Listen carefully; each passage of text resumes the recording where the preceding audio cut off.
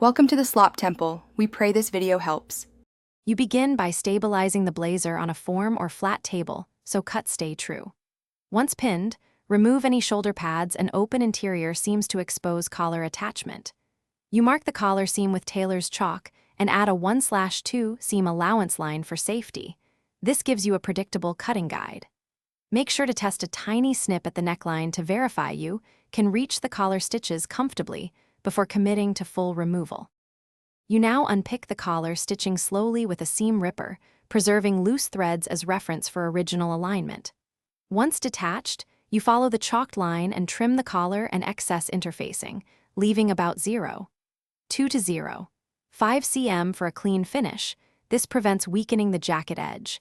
Then you apply a lightweight interfacing to stabilize the new neckline if the fabric needs structure, and press the seam gently so the edge sits flat. You finish the neckline by choosing a method.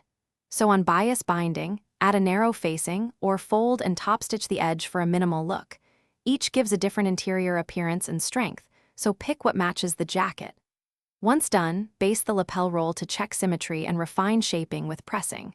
If you notice puckering or unevenness, reduce stitch tension, restitch slowly, and repress with steam. This usually corrects distortion and yields a professional seam.